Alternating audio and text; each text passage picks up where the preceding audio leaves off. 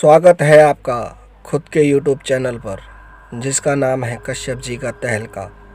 तो ज़्यादा देर ना करते हुए शुरू करते हैं आज की कहानी जिसका नाम है रामपुर की आखिरी बस। तो हो जाओ तैयार डर की गहराइयों में खोने के लिए। जय श्री राम। मेरा नाम विपिन है। मेरी उम्र 28 साल की है। मेरी शादी हो चुकी है।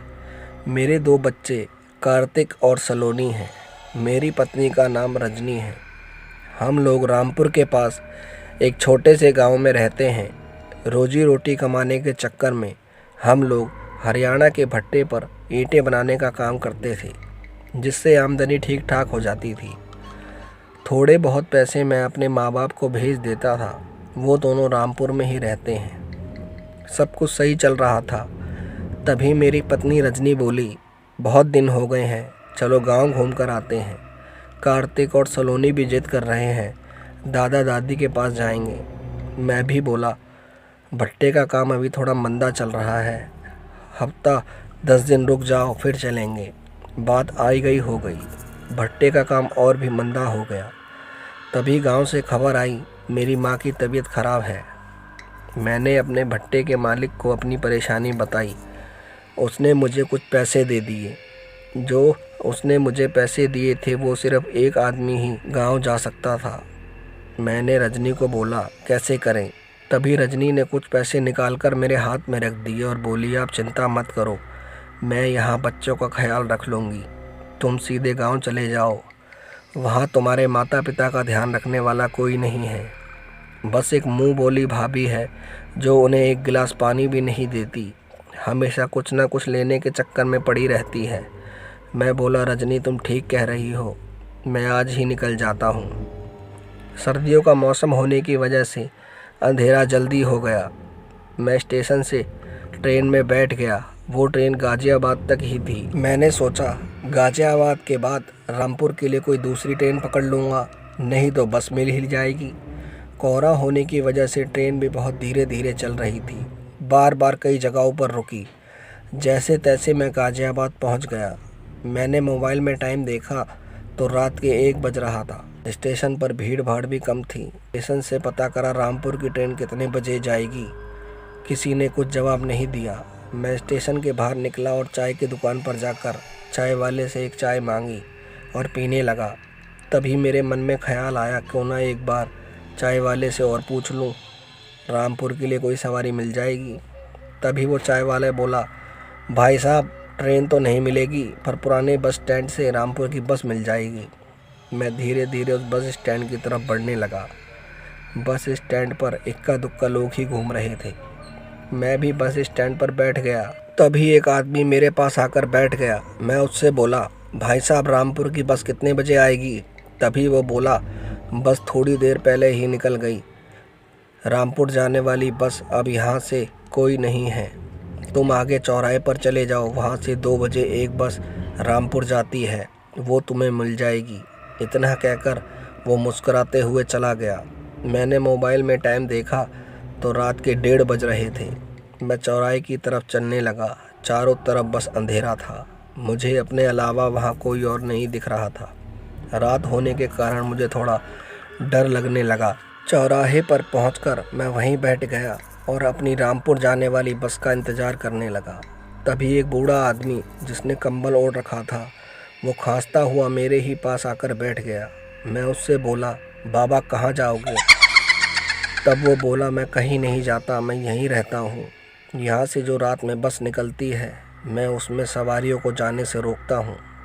इतना सुनकर मैं बोला, बाबा मैं भी रामपुर की बस का इंतज़ार कर रहा हूँ।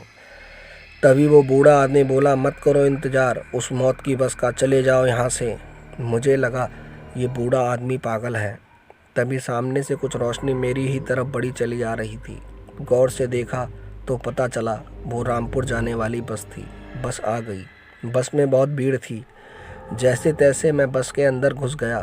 अंदर का माहौल देखकर मैं चौंक गया, क्योंकि बस में इतनी भीड़ होने के बाद भी एक सीट खाली पड़ी थी। मैं उस सीट पर जाकर बैठ गया। इतने में ही पूरी बस में सन्नाटा छा गया। मैंने पूरी बस में नज़र घुमाई तो सब लोग मुझे ही घूर रहे थे। ये सब हरकत मुझे अजीब लग रही थी। पर मैं बैठे बैठे बस में ही सो गया। अचानक मेरी नींद खुली तो बस का नज़ारा देख मेरे रोंगटे खड़े हो गए, क्योंकि पूरी बस खाली थी। वो एक सुनसान रास्ते में खड़ी थी। चारों तरफ बस घने पेड़ थे। चारों तरफ जंगली जानवरों की आवाज़ें गूंज रही थी, जिस कारण मेरा डर बढ़ता जा रहा था। मुझे कुछ समझ नहीं आ रहा था मैं कहाँ पर हूँ। मैं बस के नीचे उतर गया और आगे रास्ते पर चलने लगा। कुछ ही दूर चला था मैं, तभी किसी औरत के रोने की आवाज़ आ रही थी। मैं उसी औरत की आवाज़ की तरफ बढ़ा चला जा रहा था। जैसे ही मैं उस आवाज़ के करीब पहुंचा तो डर के मारे मेरे रोंगटे खड़े हो गए। शरीर बुरी तरह कांपने लगा, क्योंकि वो सरकटी औरत पेड़ पर उल्टी लटकी रो रही थी। मैं डर के मारे भागने लगा। तभी मुझे अपने सामने से एक आदमी आता दिखाई दिया। वो बहुत तेज़ी से मेरी ही ओर बढ़ा चला आ रहा था।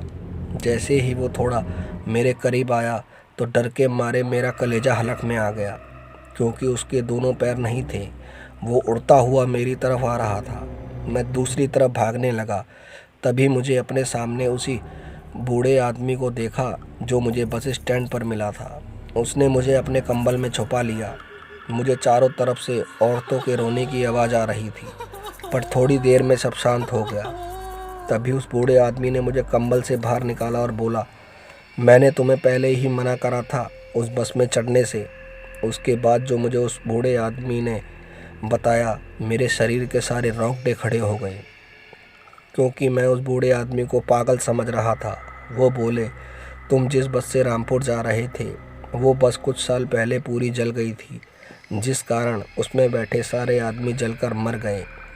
सिर्फ एक आदमी उस हादसे में बचा था और वो मैं हूँ। अब यहाँ से मेरे साथ चलो, मैं तुम्हें रामपुर की बस में बिठा दूँगा। मुझे उस बूढ़े बाबा ने वहाँ से बचाकर मुझे रामपुर जाने वाली बस में बिठा दिया। मैं ठीक ठाक अपने गांव रामपुर पहुँच गया। बस दोस्तों, कहानी में इतना ही। स्टोरी अच्छी लगी हो तो प्लीज़ चैनल को लाइक करें, सब्सक्राइब करें, शेयर करें। जय श्री राम, जय हिंद, जय भारत। दूसरी कहानी। मेरा नाम रामपाल है। मैं एक ट्रक ड्राइवर हूँ। लगभग 15 साल से मैं ट्रक चला रहा हूँ।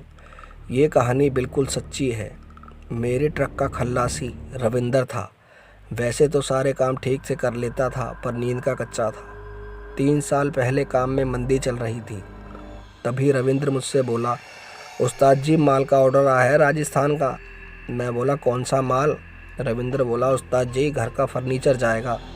मैं बोला, ठीक है, गाड़ी का तेल पानी चेक कर ले और पार्टी से हाफ पेमेंट ले लियो। रविंद्र बोला, ठीक है उस्ताद जी।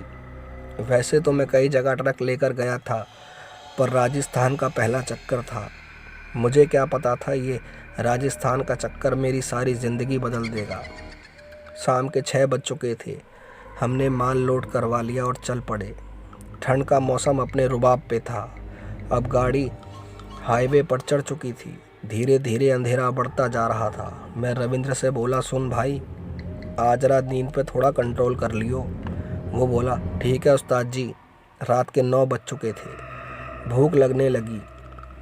गाड़ी उस वक्त रविंद्र चला रहा था। मैं बोला, ढाबा दिखे तो रोक लियो भाई, भूख लग रही है। रविंद्र बोला, ठीक है उस्ताद जी। काफ़ी दूर चलने के बाद भी उसने कहीं गाड़ी नहीं रोकी। मैं गुस्से से बोला, अबे तुझे ढाबे नहीं दिख रहे क्या? रोकता क्यों नहीं है?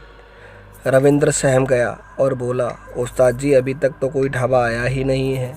मैं सुनकर चौंक गया। मेरी हालत ख़राब हो गई। ऐसा कैसे हो सकता है? मैं रविंद्र से कुछ ना बोला। थोड़ी देर में रविंद्र ने गाड़ी हाईवे के नीचे उतार ली। वहाँ एक छोटा सा ढाबा था। 1-2 गाड़ियाँ वहाँ पहले से रुकी हुई थी। हमने वेटर को खाने का ऑर्डर दिया और मैं हाथ मुंह धोने के लिए ढाबे के पीछे चला गया। हवा बहुत तेज़ चल रही थी। कहीं से मुझे औरत के रोने की आवाज़ आने लगी।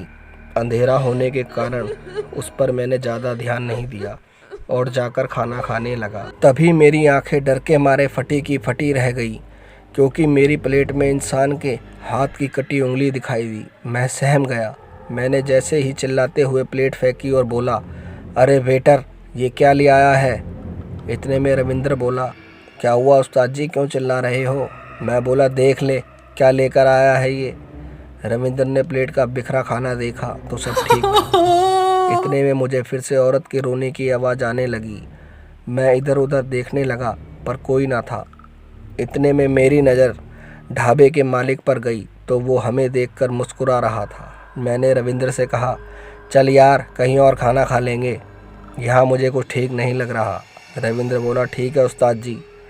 मैं रविंद्र को बोला, तू थोड़ी देर आराम कर ले, मैं चला लेता हूँ।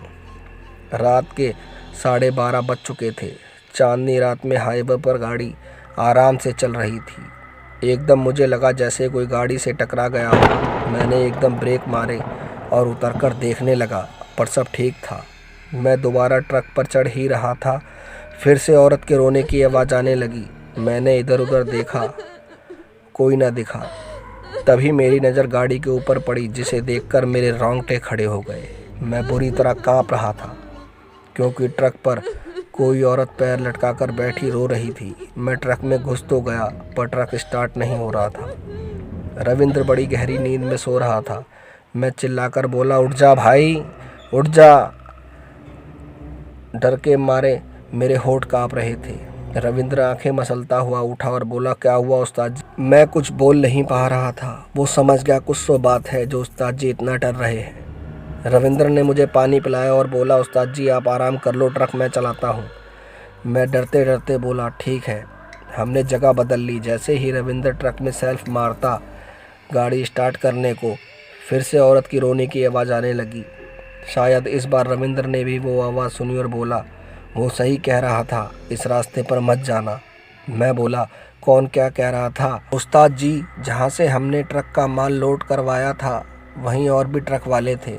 उनमें से एक ड्राइवर ने मुझसे पहले ही कहा था उस जगह मत जाओ, उस रास्ते पर भटकती आत्माएं रहती हैं, चुड़ैलें रहती हैं जिनसे बचना बहुत मुश्किल है।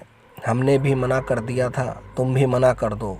मुझे लगा काम में मंदी है, इसी कारण हमसे मना करवा के खुद माल ले जाएगा। मुझे क्या पता था वो सही कह रहा है। इतना बोलकर रविंद्र रोने लगा।